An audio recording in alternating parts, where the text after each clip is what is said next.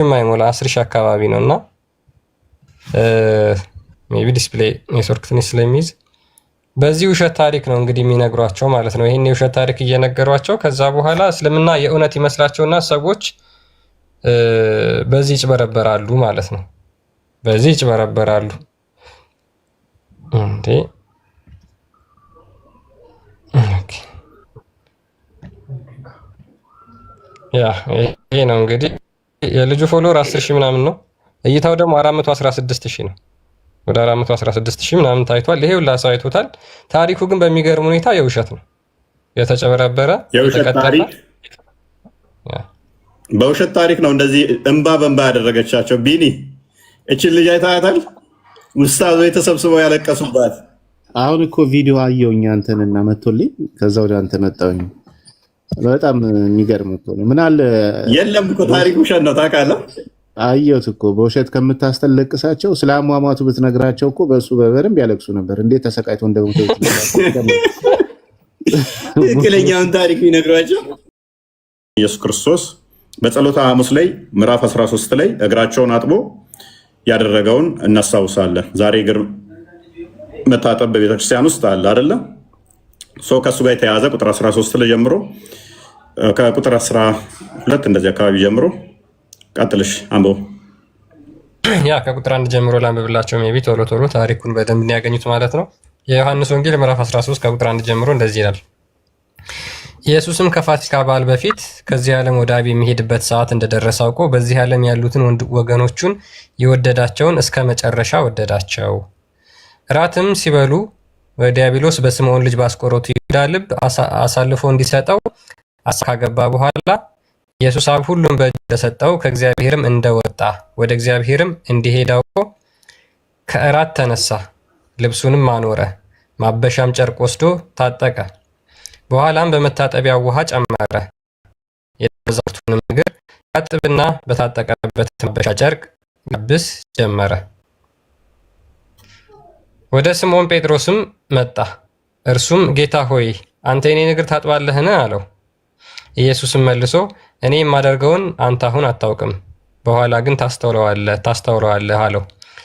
ጴጥሮስም የእኔን እግር ለዘላለም አታጥብም አለው። ኢየሱስም ካላጠብኩ ከእኔ ጋር ዕድል የለህም ብሎ መለሰለት።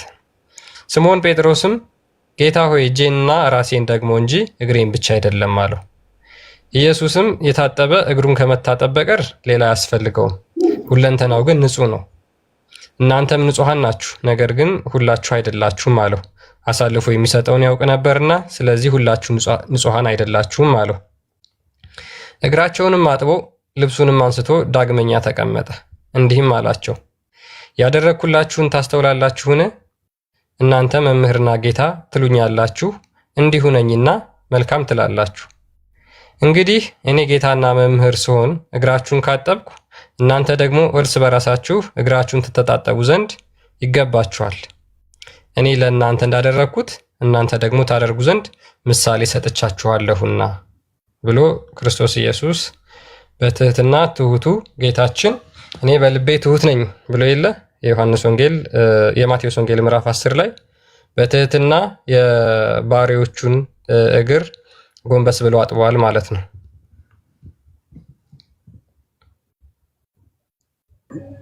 ያ እግራቸውን አጠበ። እንግዲህ ምሳሌና እንትን ትቶላቸው ሄደ ማለት ነው። ጸሎተ ሐሙስ ላይ ይህንን ከሚደረጉት ውስጥ ነው እና ከዚህ ጋር በተያያዘ የምናነሳቸው በኋላ አሉ። አንዴ ማቴዎስ ወንጌል ምዕራፍ 26 ላይ ያለውን ታሪክ እናየውና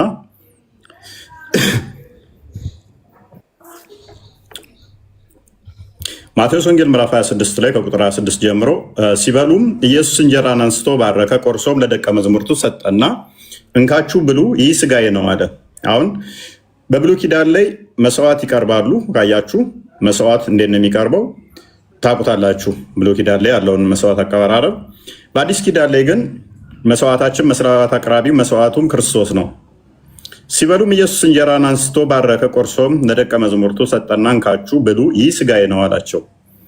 ጽዋንም አንስቶ አመስግኖ ሰጣቸው፣ እንዲህም አለ፣ ሁላችሁ ከእርሱ ጠጡ፣ ስለ ብዙዎች ለኃጢአት ይቅርታ የሚፈስ የአዲስ ኪዳን ደሜ ይሄ ነው አላቸው። ነገር ግን እላችኋለሁ በአባቴ ስለዚህ ጽዋውን አንስቶ ባርኮ ሰጣቸው። ይህ ለአዲስ ኪዳን የሚፈስ ደሜ ነው። ህብስቱንም አንስቶ ባርኮ ሰጣቸው። ይህ ስለ እናንተ የሚቆረስ ስጋዬ ነው አላቸው። ስለዚህ ስጋው እውነተኛ መብል ነው፣ ደሙም እውነተኛ መጠጥ ነው፣ አማናዊ ነው ብለን ነው የምናምነው። ይሄንን እናምናለን ማለት ነው። የትኛውም የፍጡር ደም እኛን በቤዛነት ከሞት ወደ ህይወት አላመጣ ነው። የትኛውም የፍጡር ደም ከሞት ወደ ህይወት አላመጣ ነው። ስለዚህ ስጋና ደሙ መለኮት የተዋሃደው ነፍስ የተለየው ነው። ምን በላው መለኮት የተዋሃደው ስጋ ነፍስ የተለየው እሱ ከየትኛውም ፍጡር ስጋ ጋር የሚመሳሰል አይደለም። የትኛውም የፍጡር ስጋም ደግሞ ነፍስ ወይንም ደም በቤዛነት አላዳነንም። ከሞት ወደ ህይወት የመጣ ነው በክርስቶስ ደም ብቻ ነው። ሞቱን በሞቱ የሻረልን በእርሱ ደም ነው የታረቅነው። ስለዚህ ስጋዬን የሚበላ ደሜን የሚጠጣ የዘላለም ህይወት አለው ሲል የበግ ወይንም የፍየል ወይንም የጫልቱንና የቦንቱን ወይንም የአበበና የገብረ መድንን ስጋና ደም በመብላት አይደለም።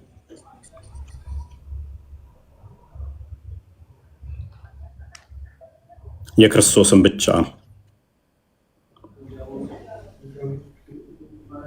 ህይወትን የምናገኝበት ዘላለማዊ ህይወት የሚሰጠን የእርሱ ስጋና ደም ብቻ ነው። ከሞት ወደ ህይወት የሚያመጣን የሚያሸጋግረን እርሱ ብቻ ነው።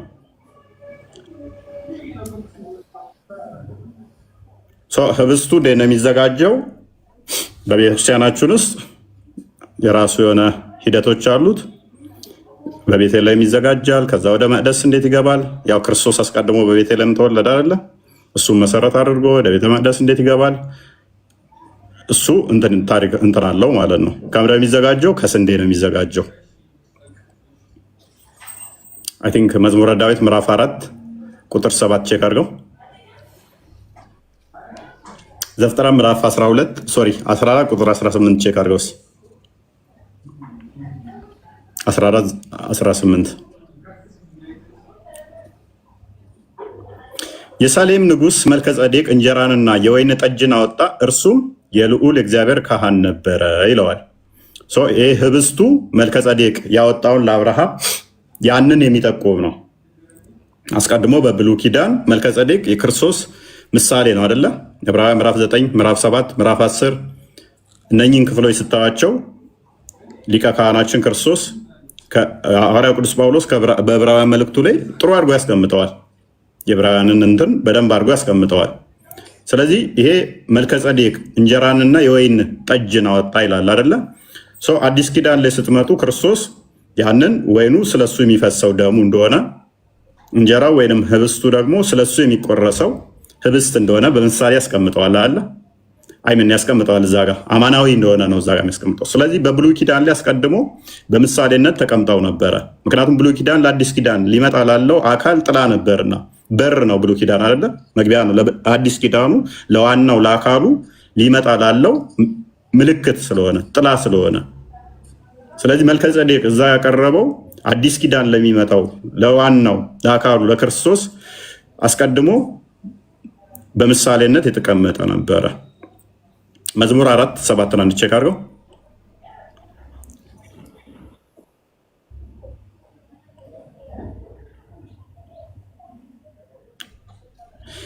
በልቤ ደስታን ጨመርክ፣ ከስንዴ ፍሬና ከወይን ከዘይት ይልቅ በዛ ይላል። ዳዊት አስቀድሞ በትንቢት መልክ የተናገረው በአዲስ ኪዳን ላለው ለዛ ምልክት ነው።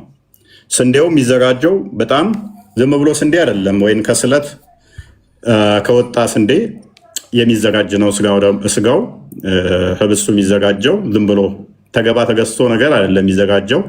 በጣም ንጹህ ቅዱስ ከሆኑ ወይም ደግሞ ከተመረጡ ክርስቲያኖች ወይም ደግሞ ቤተክርስቲያን የራሷ የስንዴ የምታመርት ከሆነ ከዛ ነው የሚዘጋጀው። ህብስቱ የሚዘጋጀው ቤተክርስቲያን ራሷ ከምትዘራው ስንዴ ነው። ምንም ቆሻሻ ምንም የተሰረቀ ከወንጀለኛ ምናምን አትቀበልም። ቤተክርስቲያን ለሚሰጠው ለሚዘጋጀው ስጋው ደግሞ ለሚዘጋጀው ከማንም ቀማኛ ምናምን ተቀብላ የምታዘጋጀው አይደለም። ጥንቃቄዎች ይካሄዳሉ በዚህ ላይ ማለት ነው። ክርስቶስ ራሱ ዮሐንስ ወንጌል ምዕራፍ 15 ቁጥር 1 ቼክ አድርገው ወይኑም ቢሆን በተመሳሳይ ስንዴው እንደዛ ሆነ ሁሉ ወይኑም በተመሳሳይ 15 ወይኑም በተመሳሳይ ቤተክርስቲያን ወይ የምታዘጋጀው ወይንም ደግሞ ከተመረጡ 15 ከተመረጡ ዮሐንስ ከተመረጡ ክርስቲያኖች ብቻ የሚዘጋጅ ነው። ወይኑም ቢሆን እንደዛ ማለት ነው። ክርስቶስ ራሱ ምን ይላል? እኔ ወይን ግንድ እኔ ነኝ ገበሬውም አባቴ ነው ይላል አለ። እነኚህ በምሳሌነት ስንዴንና ወይንን ደጋግሞ ክርስቶስ በምሳሌነት ይጠቀማቸዋልም ያንን መሰረት ባደረገ ነው።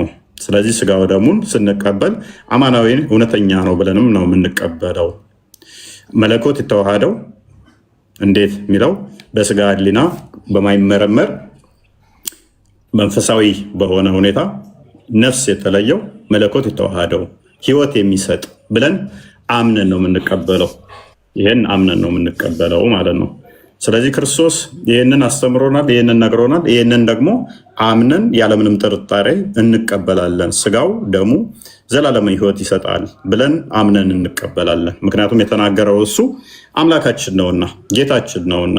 ስለዚህ ይህንን አምነን ስንቀበልና ስናደርግ ያለምንም ጥርጣሬ ነው ያለምንም ጥርጣሬ ዘላለም ሕይወት እንደሚሰጠን አምነን ነው። ምክንያቱም እርሱ ስለነገረን ደግሞም አስነሳዋለሁ ስላለን ይህ የሚያደርግ ስጋዬን የሚበላ ደሜን የሚጠጣ እኔ አስነሳዋለሁ ስላለን ስለዚህ ይህን የምናደርግ ክርስቶስ ያስነሳናል፣ ከሞት ወደ ሕይወት ይመልሰናል ብለን እናምናለን። እና ከዚህ ጋር በተያያዘ እንግዲህ እኛ ምንም ጥርጥርም የለብንም፣ ምንም ያስጨንቀንም ነገር የለም። ነገር ግን ሙስሊሞች ሙሐመድን ምኑን ነው ማትበሉት?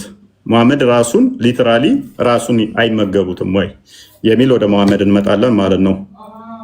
ሙሐመድ በነበረበት ሰዓት ላይ ሰዎች ሲወለዱ እንኳን ምን እንደሚያደርግ እንመልከት እስቲ።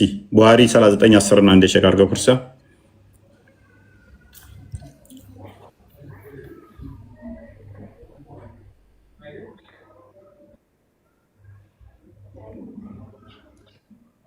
ይህንን እንግዲህ እንደ ከባድ አስተምሮ አድርገው ሰሞኑን ማለትም በቃ ዘግናኝ ምናምን ነገር አድርገው ሲያስቀምጡት ስለተመለከትናቸው ነው። አምላካችንን እንደ ፍጡር አይምሮ አምላካቸውን ስለሚያስቡት ይመስለኛል። ጋይድ አንብቡ። ይሄን ሐዲስ ላንብብላችሁ። ሳሂህ አል-ቡኻሪ 39:10 ላይ አይሻ እንደተረከችው ይላል the first child who was born in the Islamic land መዲና among the immigrant was አብደላህ ቢን አዙበይር ከስደተኞች ውስጥ በመዲና ውስጥ የተወለደ የመጀመሪያው ሙስሊም አብደላህ ቢን ዙበይር ነበር አለች። they brought him to the prophet ከዛ በኋላ እንደተወለደ ወደ ነብዩ አመጡት። the prophet took a date and after chewing it put into a juice in his mouth ከዛ በኋላ ሙሐመድ የቴምር ፍሬ አኘከና በዛ ህፃን ልጅ አፍ ውስጥ ጨመረበት። so the first thing that went into the child's stomach was the saliva of the prophet የመጀመሪያው በዛ በልጁ ውስጥ የገባው ነገር ምንድን ነበር? የሙሐመድ ለሃጭ ነበር። ኦኬ የሙሐመድ ለሃጭ በአብደላህ ብን ዙበይር ውስጥ የገባው ምን ሊያደርገው ነው? ድነት እንዲሰጠው ነው ወይንስ መርገም እንዲሆነው ነው? የሙሐመድ ለሃጭ አሁን ቢኖር ሙሐመድ ለሃጩን ትጠጣላችሁ ወይንስ አትጠጡም? የሙሐመድ ለሃጭ ጥቅሙ ምንድን ነው? የሙሐመድ ለሃጭ ጥቅሙ ምንድን ነው? እውነት ልመልሳለሁ እያለች ነው። ቀጥይ።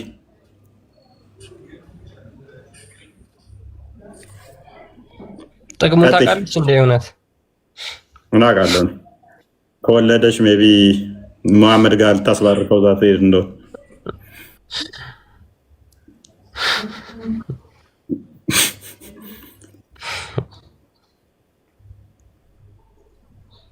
የሙሐመድ ለሃጭን መጠጣት ጥቅሙ ምንድን ነው? ቡሃሪ 27:31 ቼክ አድርገው። የሙሐመድ ለሃጭ ህፃን ልጆቻችሁን ታጠጣላችሁ አታጠጡ? ክርስቶስ አማናዊ ስጋና ደሙ ህይወት እንደሚሰጥ እናምናለን።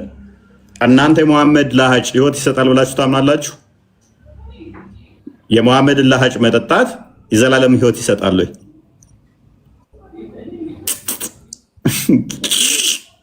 የሙሐመድን ላሃጭ መጠጣት ህይወት ይሰጣል አይሰጥም? ውዶቼ ሙስሊሞች እፎይ ለምን ነበር የሚያጠጣቸው? ለውሃ ጥም ነው ወይ ለበረከት ነው? ለመባረክ ነው? ለምንድን ነው ሙስሊሞች ይሄን ነግረው? ልጆች ስለሚጠሙ ነበር ውሃ የሚያጠጣቸው በሕፃንነት? ውሃ ጠፍቶ እንደ ውሃ ጥም እንደ ስጋዊ ጥምን ለማርካት ነው ወይስ ደግሞ መንፈሳዊ ህይወት ነገር አለው? የሰው ልጆች የአላሰንን ዘክሩንና ምላሱን ለምንድን ነው መሐመድ የሚጠባው ሲባሉ ውሃ ጠምቶት ከንፈሩን ሊያርስ ነው አለ። እንደዛ ብለው ምላሽ ሰጥተውኛል እኮ አንዴ አታስታውስም? የብልቱ ሲባሉ እሷን ሸብረክ ካሉትና ምላሱን የጠባው ግን ምላሱን ሊያደርስለን ነው ጠምቶታል። ኤኒዌይስ እኛ እናምናለን ህብስቱ እና ጽዋው እውነተኛ የክርስቶስ ስጋና ደም ነው ብለን እናምናለን። ነፍስ የተለየው መለኮት የተዋሃደው የዘላለም ህይወት የሚሰጥ ነው። በዛም ምክንያት ከሞት ወደ ህይወት ያመጣናል ብለን እናምናለን። እናንተ ሙስሊሞች የሙሐመድን ለሃጭ መጠጣት የዘላለም ህይወት ይሰጣል ብላችሁ ታምናላችሁ? ለሃጩን ነው ያልኳችሁ። ሊተራሊ ለሃጩን መጠጣት የዘላለም ህይወት ይሰጣል ወይ? እችኛዋን አዲስ ደግሞ እናንብባት ሲያብረን ጋር ክርስቲያን ይህም በተመለከተ አንድ ቪዲዮ ማሳየት እንችላለን። መጀመሪያ ላንብብላችሁ ሀዲሱን።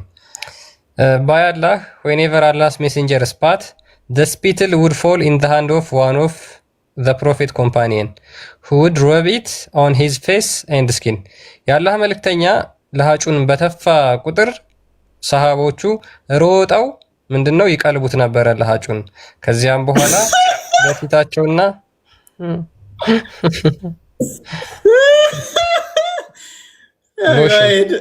ሎሽን ነው የማሜ እንትን የማመድ ለአክታ ሎሽን ቅባት ነች።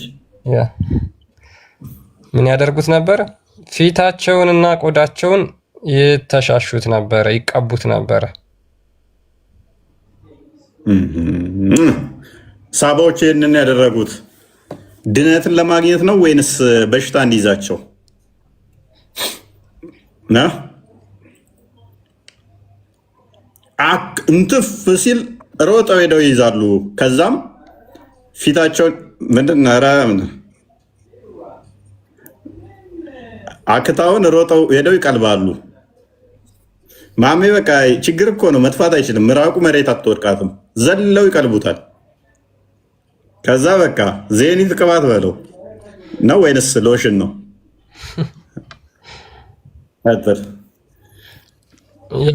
ይሄ ኡስታዝ የሚናገረውን ይሄን የአሁኑ ሀዲስ ነው በእርግጥ የሚናገረው፣ ግን ትላልቆቹ እንኳን ስኮላሮች ይህን ነገር ያምኑታል። እና ምን ልታረጉ ነው ለሃጩን የምትቀቡት ነው ጥያቄው። አንድ ነገር የማይሰጣችሁ በረከት ወይም ደግሞ በረካ የማይሰጣችሁ ከሆነ ለምን ትቀቡታላችሁ ከተባለ ሙስሊሞች ይህንን ከእናንተ መልስ የምንጠብቅ ይሆናል። የአላህ መልክተኛ ዓለይሂ ሰላም ከአካላቸው በሚወጡ ነገሮች ተበሩክ ያደርጉ ነበር ሰሃቦች። ምሳሌ ከአካላቸው በሚወጡ ከአካላቸው ከሚወጡት ነገሮች አንዱ ምንድን ነው? ሰውየው ካካ ይላል አይልም? እሱ እንትን ነው፣ ጭቃ ቅባት ነው። ቂቤ ነው። ለዚህ እኮ ነው ሁሌም አንተ ቂጥህ ላይ ካካ አለ የሚሉት እኮ ለዚህ ነው። ነብያቸው ላይ ሁሌም እየጠረጉ ተቸግረው ነው። በመሐመድ ከሚወጣው ሰውነቱ ላይ እንዳለ ምን ይሉ ነበረ እያለ ነው። እየወሰዱ ይባረኩበት ነበረ። ምን በማድረግ በመቀባት፣ በመብላት፣ በመጠጣት በመቀባት። መሐመድ ከሰውነቱ በሚወጣ በሙሉ ሳባዎቹ ይህንን ያደርጉ ነበር። ይባረኩበት ነበር ከተባለ ድነትን አገኙ ማለት ነው። አላህ ሙስሊም ያልሆነን አይባርክም። ድነትን አገኙ ማለት ነው። በመሐመድ ካካ፣ በመሐመድ አክታ፣ በመሐመድ ቋቁታ፣ በመሐመድ ደም። ኦኬ እንሂድ። ምራቅ የአላህ መልክተኛ አይተፉም። ልክ ሲተፉ ምራቅ ሲተፉ አክታቸውን ሲተፉ ሰሃቦች እንዳይለኛ በረኛ ተወርውረው ይይዛሉ። ሰሃቦች እንዳይለኛ በረኛ ተወርውረው ይይዛሉ። መሬት ላይ ጠብ ብሎ አያውቅም። ጠብ ብሎ አያውቅም። ሰዋል ሲል ማሜ ሲል ገና እንዲህ ብለው የሚጠብቁት እንደ በረኛ ምራቅ ለመቀለብ ሻሞ ልጠፋ ነው ይላል ማሜ። ገዛ ይጠብቃሉ። ዘለ ቅልብ ምራቅ ለመቅለብ ሳቦይ ተሰልፈው ይጠብቃሉ። ኧረ እሺ የሚያክላቸው የለም በለኛ። በቃ በበረኛ አሁን ማነው አሪፍ በረኛ? እኔ ማን አለ? እኔ አሪፍ በረኛ በፊት ማውቀው ዴቪድ ዴያን ነበረ። ከመሐመድ ሳቦች በላይ በረኛ የለም። ጥሩ የምራቅ የላጭ ቀላቢዎች ነበሩ። መሬት ወድቆ አያውቅም እኮ አለ እኮ። አንድ አስበዋል? ስንት ዓመት ሙሉ ምራቅ ሲቀልቡ ነው የኖሩት። እሺ ቀጥል። ያ ሰውየው ደግሞ መሐመድ ያው ሲዋክ ይጠቀማል እና ብዙ ጊዜ ሲዋክ የምጠቀም ከሆነ ደግሞ ትተፋለህ ምራቅህን ወደ ውጭ። ጢቅ ባደረገ ቁጥር አስበዋል ሲቀር። እስኪ እናዳምጠው። ጠብ ብሎ አያውቅም። ጠብ ብሎ አያውቅም። የሚገርመው ነገር አብደላህ ብን ዙበይር ይመስለኛል ዋግምት የተደረጉበት ወይም ደግሞ ኖርማል ደማቸውን አርቀህ ድፋው ብለውት አርቆ ወስቶት በዕቃ አድርጎ መጨረሻ ላይ መጣ። ግጥም አድርጎ ጠጥቶት መጣ። ይህ ትክክለኛ ነገር ደፋኸው አሉት። አዎ የደፋኸው ማይደርስበት ቦታ ላይ አላሉኝም አላቸው። አዎ እዛ ደፋኸው። አዎ ከዛ ሳይኮሎጂካሊ ሰዎችን ይረዳሉ። ያላህ መልክተኛ ለአለከ ሸሪተው ጠጥታው ነው አሉት። ከዛ ፈራ ተባብሎ አዎ አላቸው። ምን አሉ ያላህ መልክተኛ? አሁን ደም አስሉ ምንድነው? ሐራም ነው፣ ተገቢም አይደለም። ነብዩም አላዘዙ፣ ግን አድርጎታል። ይሄ ሰውዬ የኔ ደም ከሱ ደም ጋር የተዋሃደበት የሆነ ሰው የጀሃነም እሳት አይልከው። በቃ አሁን ሙስሊሞችን እንፈልጋቸዋለን። አሁን አስበው፣ ደሙ ከደሙ ጋር የተቀላቀለ ሰው ገነት ማይገባ ከሆነ ስለዚህ መሐመድ እንደመጠጣት እኮ ነው የሚጠበቅብህ። በቃ ደሙ የመሐመድ ደም ከእናንተ ጋር ከተቀላቀለ ገነት አገቡም ከተባላችሁ መጠጣት እኮ ነው። በቃ ሰውየውን አርደው እንኳን አለመብላታቸው አንተ በራሱ ጊዜ መሞቱ ራሱ ደሜ ከደሙ የተቀላቀለ ሉክ የክርስቶስን ስጋዬን የበላ ደሜን የጠጣ ዘላለም ሕይወት ያገኛል የምትለውን እንዴት ውስጥ አድርገው እንደወሰዷል። እኔ ከሰማይ የወረድኩ ሕያው እንጀራ ነኝ፣ ስጋዬን የበላ ደሜን የጠጣ ዘላለም ሕይወት አለው ብሎ ሲል ይህ ሰውዬ እንዴት ነው እንደዚህ ያለን አሉ ይላል አይደለ? እነሱ ነቢያት የሚያውቁት ስጋን ለምነው መባን ለምነው ውሃውን ለምነው ጭንጫው ላይ ሲያፈልቅላቸው መባ ሲወርድላቸው እንጂ የትኛውም ነቢይ እንደዚህ ብሎ አያውቅም። ስጋውን እንድንበላ ደሙን እንድንጠጣ ያዘናልን ይለናልን ብለው ሸሹ፣ ተመለሱ ይላል።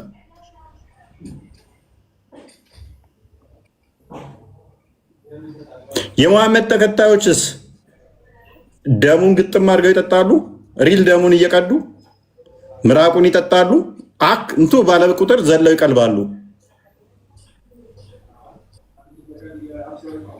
ክርስቶስ ሲበሉ ሲጠጡ በማቴዎስ ወንጌል ምዕራፍ 26 ቁጥር 26 እስከ 29 ህብስቱን አነሳ፣ ባረከ፣ ቆርሶም ሰጣቸው። ይሄ ስለ እናንተ የሚቆረስ ስጋዬ ነው አላቸው። ጽዋውን አነሳ፣ ባርኮ ሰጣቸው።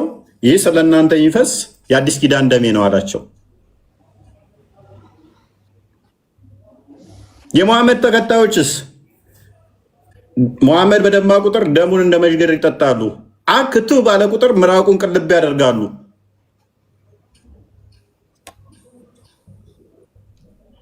ምን ገነት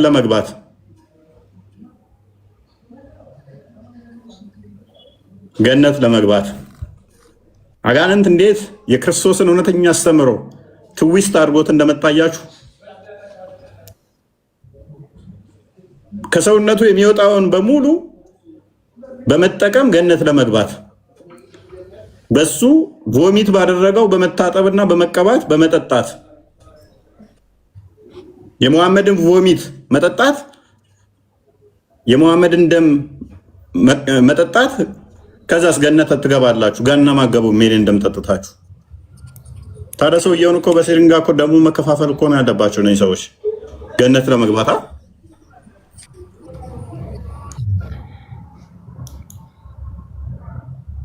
እንደ መጅገር ተጣብቀው እኮ ደሙ መጠጣት ያለባቸው ማለት ነው ገሃነም ላለመግባት። የኔ ደም ካንተ ደም ጋ ከተነካካ ገነት ነው የምገባው ከተባልክ ሊትራሊ ደሙን ስጠጣ ትኖራለህ። ከሙሐመድ የሚወጡ ነገሮች በሙሉ ገነት ይከተዋል። በእነሱ ተብሩክ ማድረግ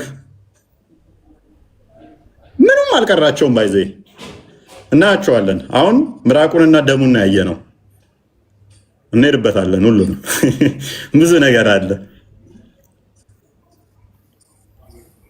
ገነት ለመግባት በሙሐመድ እንትኖች ዌስት ፕሮዳክቶችን ተጠቅመ ባይር ክርስቲያን ያ ሙሐመድ ተራ ፍጡር ነው። ተራ ፍጡር ነው። ተራ ግለሰብ ነው በነገራችን ላይ እና ነገር ግን ከሰውነቱ የሚወጡ ነገሮችን በሙሉ እነዚህ በነገራችን ላይ ሽንት፣ ላብ፣ ደም ምናምን የሚባሉ በሙሉ ቆሻሻ አዘል ናቸው። ሰውነታችን በቆሻሻ መልክ የሚያስወግደው ነው። ባዮሎጂካሊም እንደዛ ስለሆነ ማለት ነው። ሽንትም እንደዛው፣ ደምም እንደዛው ቆሻሻ ነገር አለው፣ ላብም እንደዛው እና እነዚህ ነገሮች በሙሉ የሚወገዱ ጽዳጆች ናቸው። ነገር ግን ሙስሊሞች የሙሐመድ ሰሃቦች ምን ያደርጉ ነበረ? እነዚህን ነገሮች በሙሉ በረከት እንደ ማግኛ ምንጭ ይጠቀሟቸው ነበር ማለት ነው። በረከት እንደ ማግኛ ብለሲንግ ሊያገኙባቸው፣ በረካ ሊያገኙባቸው ይጠቀሟቸው ነበር። ስለዚህ እነዚህ ነገሮች የሚያደርጉት ለምንድን ነው? ምራቁን የሚቀቡት ለምንድን ነው? መቼም ቆዳቸው ነጭ ሆኖ ወይም ደግሞ ተሰነጣጥቆ አይደለም። ውሃ ጠፍቶ ኦር ሰምቲንግ ሌሎች ነገሮች ጠፍተው አይደለም። ስለዚህ ለሰውነታቸው እንኳን በረከትን ለማግኘት ምራቁን የሚጠቀሙ ከሆነ አንድ ተራ ግለሰብ ነው፣ ልክ እንደነሱ ፍጡር የሆነ ማለት ነው። እኛ ክርስቶስ ኢየሱስ መለኮት የተዋሃደው ስጋ ወደሙን ስንወስድ መለኮት የተዋሃደው እንደሆነ ስለምናምን ነው እንጂ ተራ የፍጡር ደም ቢሆን አንደኛ የዘላለም ሕይወት የመስጠት አቅምም አይኖረውም፣ ሰዎችም በዛ ሊድኑ አይችሉም ማለት ነው። ነገር ግን ጌታችን ኢየሱስ ክርስቶስ እሱ ፍጹም ሰው ፍጹም አምላክ ስለሆነ ያንን ስጋው ደሙን ቅዱስ ቁርባን ብለን የምንወስደው ማለት ነው የዘላለም ሕይወት የሚሰጠንን መለኮት የተዋሃደው ስለሆነ ነው እንጂ የተራይ ፍጡር ደም ስለሆነ አይደለም። ሙሐመድ ግን የተራይ ፍጡር ምራቁን ይቀቡታል፣ ይጠጡታል፣ ሽንቱን ይጠጡታል፣ ደሙን ይጠጡታል ወዘት። ባይዞ ከምራቁ ጋር በተያያዘ ወደ ቅድሙ መለስ ስላርጋችሁና የታሪክ እስልምና አስተምሮ በሺያዎችም አለ። አንድ ታሪክ አለ፣ እሱን አንብብላቸው። ሀያተል ቁልብ ላይ ያለችዋን ታሪክ አንዴ እንመልከታት። አንብብላችሁ የሺያዎች ስቲል ሺያዎች አሁንም ይተገብሩታል። ይሄንን እቃ እንደዚህ እዛችሁ ትሄዳላችሁ። ከዛ ኢማሙ ምን ያደርጋል? አክቱቱ ብሎ ይተፋል። እሱን ትጠጣላችሁ። ቪዲዮዎችን ቼክ ማድረግ ትችላላችሁ። እንደውም የሆነ ሰሞኑንም የሆነ ልጅ የኛ ሪከርደሮች የለቃውት አይቻለሁ። እቃ እዛችሁ ትሄዳላችሁ። ከዛ አክቱ ቢኒ ታውቀዋል አይደል? እሱን አካሄድ ምራቅ እቃቸው ላይ ይተፋሉ። ያ አረ አፍ ውስጥም ምራቁን እየለቀለቀ እየሰጣቸው የሚበሉ ሰዎች አሉ። ይዞ ይመጣሉ የሚባረኩና እሱ አይነት ሰሞኑን እያየሁ ነው። ከመሐመድ የወሰዱት ነው። አፋቸው ውስጥ እንደዚህ ከፍትና ምራቁን ይተፋባቸዋል። ከዛ እንትን ይላሉ። ኤኔስ አንድ ታሪክ ደግሞ እዚህ ጋር ያ የሞተውም ሰውዬ ያን እስራኤል የገደለችውም እኮ በየዓመቱ ህጻናትን ይጠባ ነበር ከንፈር፣ ያው ከመሐመድ የመጣ ተብሎ ተመሳሳይ ምራቁን የሚሰጥ ነው እና ተመሳሳይ ነገር አለ። ትንሽ ነገር ልበልና እፎዬ ከስጋና ደሙ አንጻር ከኛ ጋር ማለት ነው። ስጋና ደሙ እኛ የዘላለም ህይወት እንድናገኝበት ብለን ነው እንጂ ለጥጋብ ብለን አይደለም የምንወስደው፣ ይታወቃልና ሰው በህይወት ሲኖር በህይወት ለመኖር በስጋ ለመኖር ማለት ነው ምግብ እንደሚያስፈልገው ሁሉ ምንድነው የዘላለም ህይወት እንዲኖረን ደግሞ ለዘላለም ከክርስቶስ ጋር እንድንኖር ደግሞ ከክርስቶስ ስጋና ደም መውሰድ አለብን። ያ ደግሞ በህይወት ለዘላለም ያኖራል። ስጋዬን የበላ ደሜን የጠጣ የዘላለም ህይወት አለ፣ እኔ በእርሱ እኖራለሁ እሱም በእኔ ይኖራል ይላል። ስለዚህ ከክርስቶስ ጋር የምንዋሃድበት ሚስጥር ነው። ለጥጋብ አይደለም የምንበለው፣ የዘላለም ህይወት እንድናገኝ ነው። ሰው በምግብ ህይወቱ እንደሚቆይ ሁሉ የክርስቶስን ስጋና ደም ስጋውን ሲበላ ደሙን ሲጠጣ ደግሞ ለዘላለም ከክርስቶስ ጋር ይኖራል፣ አይሞትም። ቢሞት እንኳን ሕያው አድርጓል ብሎ ስለተናገረ ማለት ነው። ከዛ አንጻር ነው እንጂ ለጥገብ አይደለም የምንበለው። የመሐመድ ሳባዎች ግን ምራቁን የሚቀቡት ገነት እንገባለን ብለው ካሰቡ ይቅርታ አድርጉልኝ፣ ጭርት ሊያስይዛችሁ ይችላል እንጂ ገነት አያስገባችሁም። ጭርት በጭርት ነው የሚያደርጋችሁ። እና ምናልባት የዚህ የጭርት ታሪካዊው በሽታ መገኛው ከዛ ከሰባተኛው መቶ ክፍለ ዘመን ሊሆን ይችላል። ከዛ የመጣ እኛ የምናውቀው ጭርት ሲያሲዝ እንጂ ምራቅ እንትን ሲል አይደለም። ለዚያውም የአንድ ተራ ሰው እና ባካችሁ ሙስሊሞች በዚህ ዘመን ላይ በድፍረት ወጥታችሁ አደባባይ ላይ የመሐመድ ምራቅ ብላችሁ እንዴት ትናገራላችሁ? ይሄ መታወር ነው። እና ከጭርት በሽታ የተረፈ ምንም የምታገኙት ነገር የለም በመሐመድ ምራቅ። እና ይሄን ለማስተላለፍ ነው። እሺ ቀጥሉ።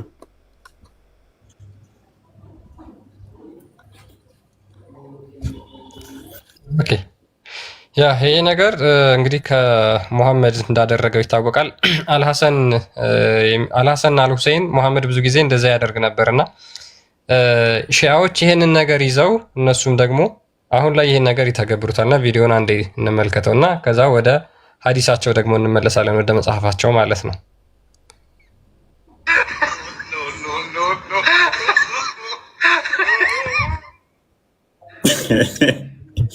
ምራቅ ለመጠጣት አራናት ወደዛ ቅዳሴ ጸበል አደረገው እኮ ስጋ ወደሙኛ እንትን ይላል እያልክ ምራቅ እየሰጠ ያስባል። እነኚህ ሰዎች ናቸው እኮ እኛን አሁን እንትን የሚንቁት ደግሞ ሊተቹ የሚሞክሩት ማለት ነው። ላይቭ ከፍተው እኮ ይገባሉ። ድፍረታቸው ድፍረት ስጋው ደግሞ እናንተ ትበላላችሁ ምናምን ይህ ጸያፍ ነው ምናምን ብለው ይገባሉ። ድፍረታቸው ድፍረት ማለት ነው። እድናለሁ ብሎ ምራቅ እየጠጣ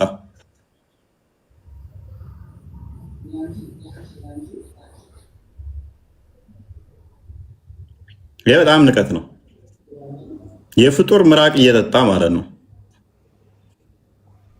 የኛ ስጋው ደግሞ የሚዘጋጅበት ስንዴው እንኳን ከተራ ግለሰብ አይደለም፣ ተገባትም ብሎ ተገዝቶ እንኳን አይደለም። ህብስቱ የሚዘጋጀው ከተራ ግለሰብ እንኳን አይደለም። ክርስቲያን ሆኖ ኦርቶዶክስ እንኳን ሆኖ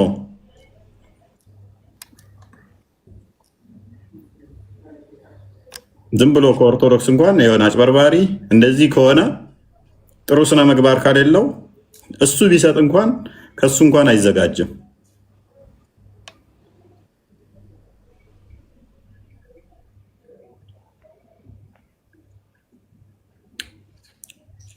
ወይኑም እንደዛው ቢቻል ሪከመንድ የሚደረገው ቤተክርስቲያን የራሷ በዚህ ጉዳይ ላይ ስንዴንም ሆነ ወይኑን ራሷ እንድታመርት ነው። ህብስትና ጽዋ የሚዘጋጅበት ራሷ እንድታመርተው ነው። እንኳን እንደዚህ እያለን ከምራቅን ሊያጠጣ ቀርቶ ኢቨን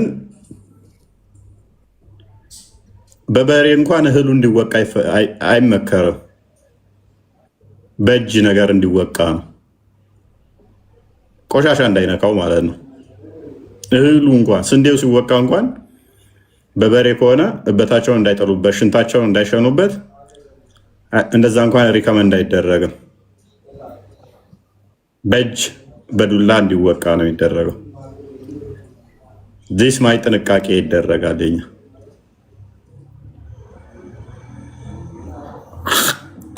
ለሀይ ጭንቃ ጠጣ። እዚህ እምነት ውስጥ ቁጭ ብለው ነው እኮ የኛ ሊተቹ የሚሞክሩት። ቀጥል። ይሄ የሺዓዎች መጽሐፍ ነውና ምን ይላል? ኢማም ሁሴን ሃዝ ኖት ሳክልድ ፍሮም ኤኒ ውመን። ኢማም ሁሴን ከሌሎች ኢማም ሁሴን ምን አላለም? የማንንም ሴት ጡት አልጠባም። ምን ከተወለደ ጀምሮ የማንንም ሴት ጡት አልጠባም። ወይት ሚኒት ከተወለደ ጀምሮ ያንም ሴት ጡት አልጠባም። በጥምጦ አድርጎ ነው በእንጀራ እናት በምን አድርጎ ነው? ገስዋት የማንንም ጡት ካልጠባ ሁሴን ማለት መሐመድ ብልቱን ሄዶ ወይ የሚለው ማለት ነው። ኢማም ሁሴን ማለት እንደዛ ነው። ኢማሙ ሁሴን ኒዶ ይላሉ ታውቃለህ? በኒዶ ነው ያደገው። ቀጥል እሺ። ኒዶ ምን እንደሆነ እናሳያችሁ። ለማንኛውም ኢማም ሁሴን ሀዝናት ሳክልድ ፍሮም ኤኒ ሂውመን ከማናቸውም ሴቶች ጡት ጠብቶ አላደገም። ሂዝ ብለድ ኤንድ ፍሌሽ ዌር ሜድ አፕ ባይ ዘ ሳሊቫ ኦፍ ዘ ሆሊ ፕሮፌት። ስጋውና ደሙ በሙሉ ከምንድን ነው እንትን ያለው? ከሙሐመድ ለሀጭ ነው የተገነባው።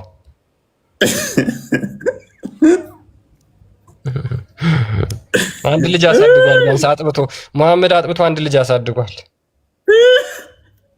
ማሜ አጥቢ ነበረ። አጥቢ እንስሳት ውስጥ የሚካተት ነው። ኧረ ይመቸው። የአራድዬ ልጅ ነው።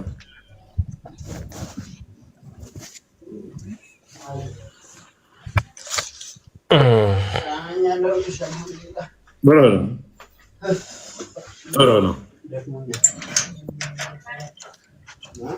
ቢመርህ ማውጣው እንዴት ነህ? እሺ ሰላም ነው። ሰላም ነው። እንዴት ነው? አልሐምዱሊላህ አለን።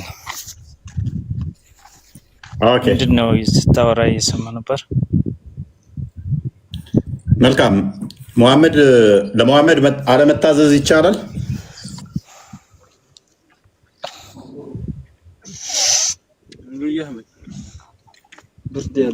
አይ የእሳቸውን መስመር ተከትለን ስለምንሄድ እሳቸውን መቃወም አንችልም። ስለዚህ ሙሐመድ የነበረው ሌላ ነው።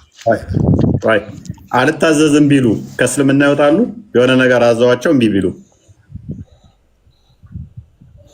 ያው ህግጋትን ነው እሳቸው የሚያዙትና ሌላ ህገ ወጥ ነገር ስለማያዙ የግድ እሱን ነው የምንቀበለው። ስለዚህ ካልታዘዙ ነው ጥያቄ። ባይ ዲፎልት አልታዘዝም እንዲያርግ ብሎ ሙሐመድ አላደርግም ቢል ከእስልምና ያስወጣዋል የሚል ይወጣል። ቴንኪው።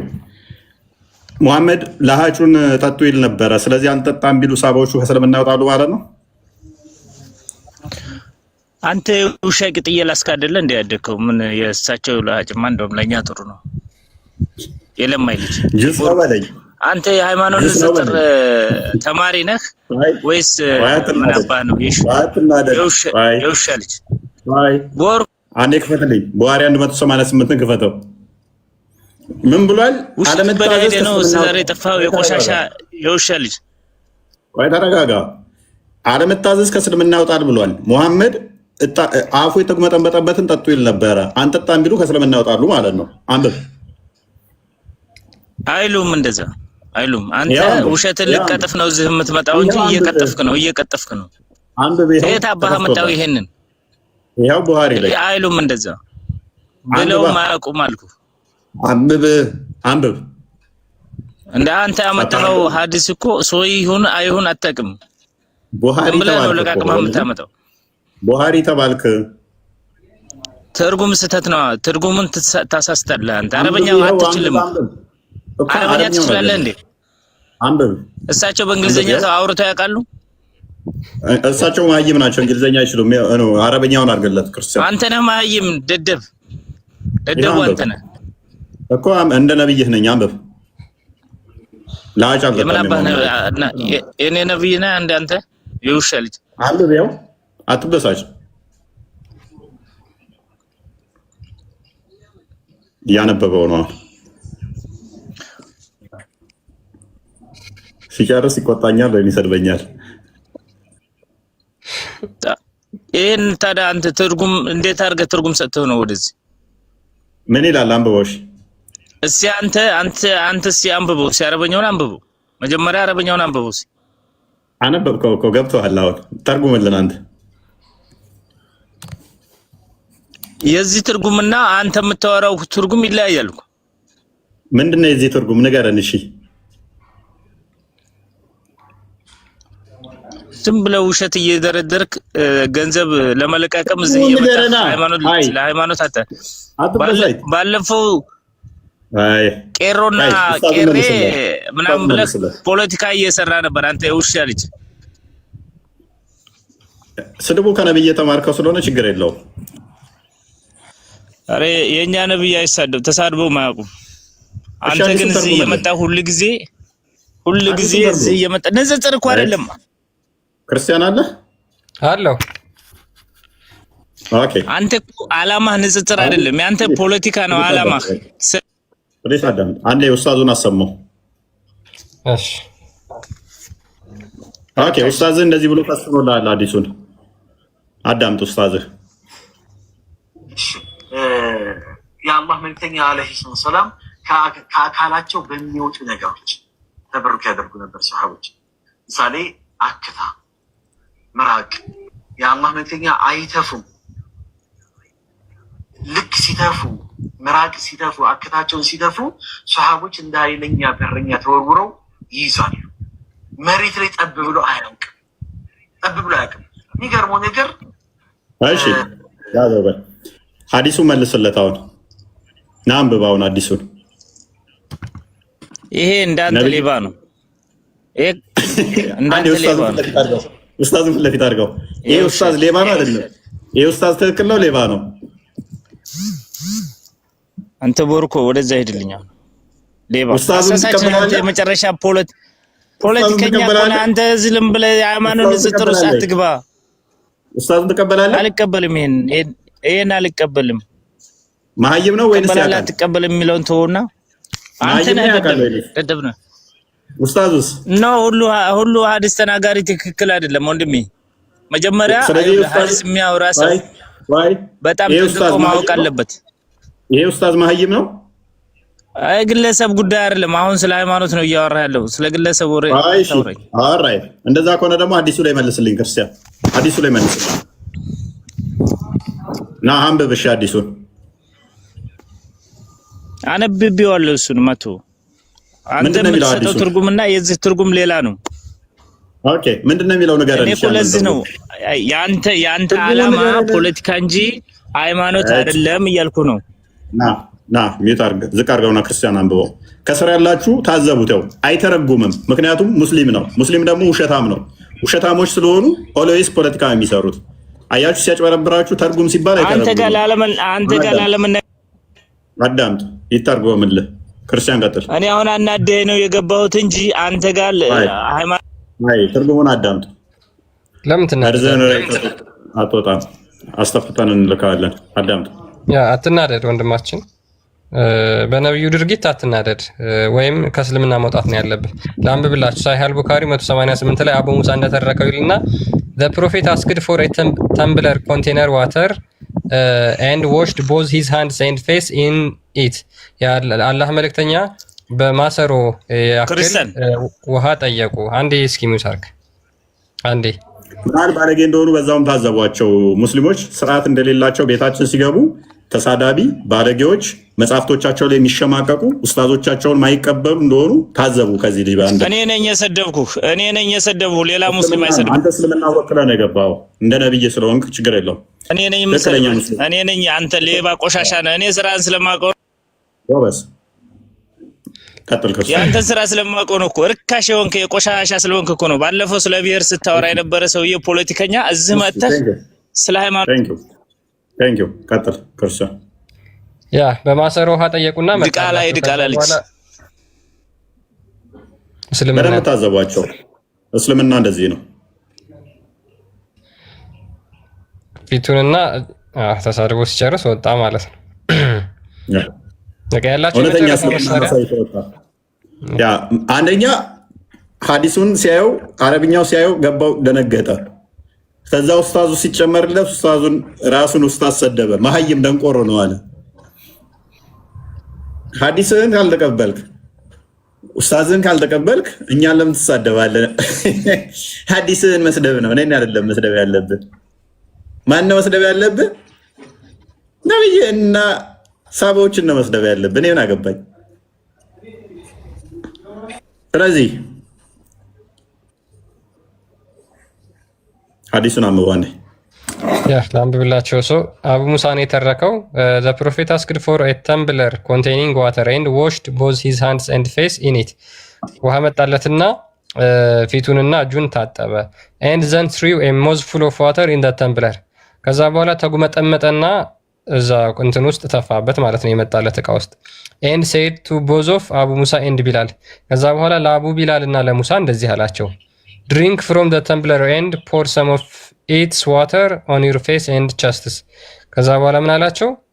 ውሃውን ጠጡት፣ ፊታችሁንም ታጠቡበት፣ ቸስታችሁንም ደረታችሁንም ተሻሹበት አለ። ትእዛዝ መሐመድ ያዘዘውን አለመቀበል ይቻላል ወይ ነው የመጀመሪያ ጥያቄያችን ነበረው። አያቶላ ካሚሊ እንኳን ደህና መጣህ።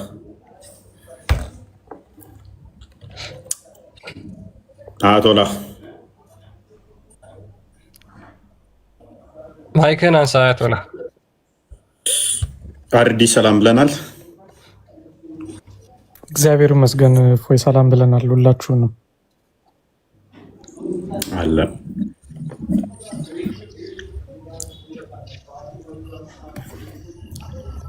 ኢማም ሁሴን ስጋውና ደሙ የተገነባው በመሐመድ ለሃጭ ነው። አንድ ህፃናት ሲወለዱ ለሃጩን ይገታሉ። ሁለት ሳቦቹ መሐመድ አክንትፍ ባለ ቁጥር እንደ በረኛ ተወርውረው ቀልበው ምራቁን ይተባበሱበታል። ሶስት መሐመድ ታጥቦ ተግመጥምጦ የተፋውን ጠጡ ብሎ ያዛቸዋል። ትእዛዝ ነው፣ ያዛቸዋል። የመሐመድን ትእዛዝ አለመቀበል ደግሞ ከእስልምና ያስወጣል። የመሐመድን ትእዛዝ ሱራ 465 ላይ በመሐመድ በሙሉ እስካላመኑና እሱ የሰጣቸውን ፍርድ እስካላስፈረዱ ድረስ እስልምና ይወጣሉ። 597 እሱ የሰጣቸው ማናቸውንም ነገር ሳመነቱ እስካልተቀበሉ ድረስ እምነት ሊኖራቸው አይችልም ማለት ነው። 33 36 መሐመድ የፈረደውን ማንም ለዋጭ የላቸውምና ጠጡ ብሎ ፈርዶ አንጠጣም ማለት አይችሉም። አያቶላ ተመለስ። እንደዛ ከሆነ ላጩን ጠጡ ብሏቸው ጣቢውን አንጠጣም ቢሉ ከእስልምና ያወጣሉ፣ ከእስልምና ያወጣሉ። ይሰማል አያቶላ? አያቶላ አይሰማም። ማይክን አንሳማ። ሚዩት ነህ፣ እያወራ ከሆነ ሚዩት ነህ። እስኪ ማይክ ልላክለት። አያቶላ አለ? አያቶላ ካሚሊ። እሺ፣ ስለዚህ እንደዚህ ከሆነ ሙስሊሞች ለመዳን ግዴታ መሐመድን ለሃጭ መጠጣት አለባችሁ ወይ? ይሄ ትእዛዝ ነው። ዋንስ ታይም የሆነ ሀፕን ያደረገ ነገር አይደለም። የሆነ አጋጣሚ የተከሰተ ነገር አይደለም። ትእዛዝ ነው። ትእዛዝ ከሆነ ደግሞ ሃይማኖታዊ መመሪያ ነው ማለት ነው። ከጠፍሩ እስከ ጠጉሩ ድረስ መሐመድን ከደሙ እስከ ለሃጩ ከላቡ እስከ ሽንቱ ምኑን ነው ያልጠጣችሁት ሙስሊሞች? ምኑ ነው ማጠጡትስ ሙስሊሞች? ድነት ማያሰጠው ምኑ ነው?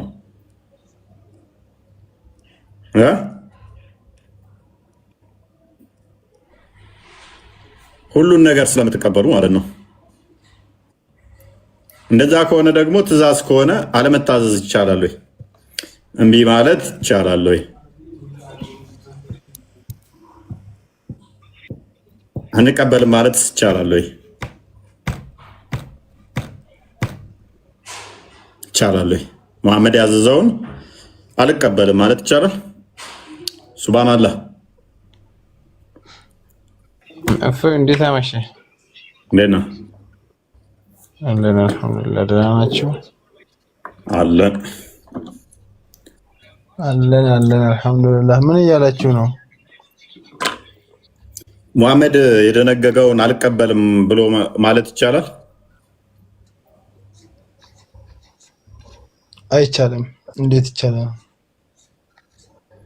ስለዚህ ያው ሙሐመድ የሰጠውን የሆነ ያዘዘውን አልቀበልም ቢል አንድ ሰው ከእስልምና ያስወጣዋል? ምንድነው ሐዲሱ? ሐዲሱ ሳያል ቡኻሪ ምን ይላል? ሙሐመድ ጣቢውን እንዲጠጡ ያዛቸው ነበረ። አንጠጣም ብለው ቢሉ አንታዘዝልህም ቢሉ ከእስልምና ያስወጣቸዋል? ማለት ያው አዎ ማለት ሙሐመድን አልታዘዝም የሚል ሰው አዎ ለምን ሸሃዳ ራሱ ያለ ሙሐመድ አይሞላምና ኦኬ። ስለዚህ ነሰሰርሊ እሱ ያዘዘውን ማድረግ ግዴታቸው ነው ማለት ነው። ማለት ግዴታም የሚሆነው ዋጅባት አሁን ለምሳሌ ሱናና ዋጅብ ብለን የምንሰራቸው ስራዎች አሉ። ለምሳሌ ያንን ዋጅብ ከተወን ከእስልምና ያስወጣናል። ግን ሱና ማለት ነቢ መሐመድ ሰለላሁ ዐለይሂ ወሰለም ሲሰሩት የነበሩት ሱናና ዋጅብ ብለን እስማኤል ሚጡ ያ አሁን ሱና ለማለት እሱ ካለፈ በኋላ እሱ የምትከተሉት እንደዚህ ነው አይደለ? አዎ ሱናውን ተወን ማለት ከእስልምና ወጣን ማለት አይደለም። ግን አሁን ደግሞ ይሄ ትእዛዝ ከሆነ ደግሞ ይዋጅብብሃል። ትእዛዝ ነው። ትእዛዝ ምን አይነት ትእዛዝ ነው? ምን ነው ሐዲሱ ምንድን ነው ንገረኝ እስኪ። ሳሂህ ቡኻሪ 188ን ቼክ አድርገው እስኪ። እኔ አሁን ለጊዜ አልያዝኩም። ሩቅ ነው ያለው። ያው ተከፍቷል። እሺ እስኪ دع النبي صلى الله عليه وسلم بقدح فيه ماء فغسل يديه ووجهه فيه ووجه فيه ثم قال لهما فمنه وأفرغ على وجهكم. ترجموا لا يرجو. اوكي ترجموا لك كريستيان. ماشي ترجموا لك عندي. እንግሊዘኛ አማሪካሽ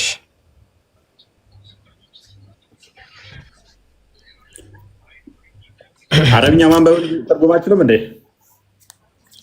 አዎ እኔ አልችልም መተርጎም ማንበብ እንጂ መተርጎም አልችልም። ተማሪ ነኝ። ደረሳ ነገና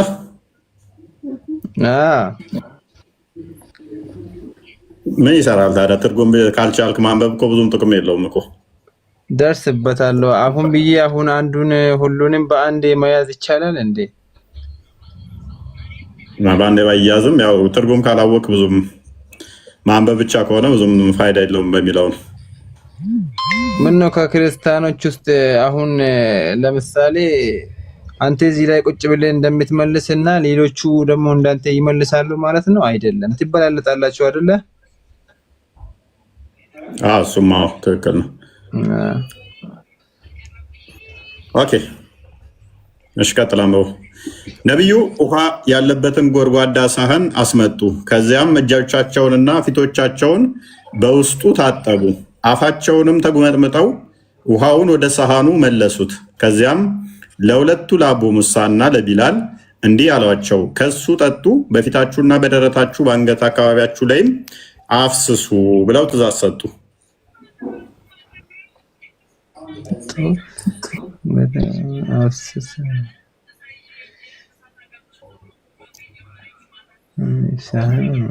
ከዚያም እጃቸውን ፊታቸውን በውስጡ ታጠቡ፣ ተግመጠመጠው ውሃውን ወደ ሳህኑ መለሱት። ከዚያም ለሁለቱ አቡ ሙሳና ለብላል እንዲህ ያሏቸው፣ ከሱ ጠጡ።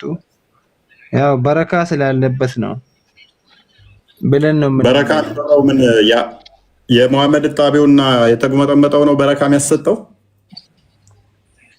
አዎ በረካ ያሰጣል። እንደዛ ብለን ነው እኛ የምናምነው።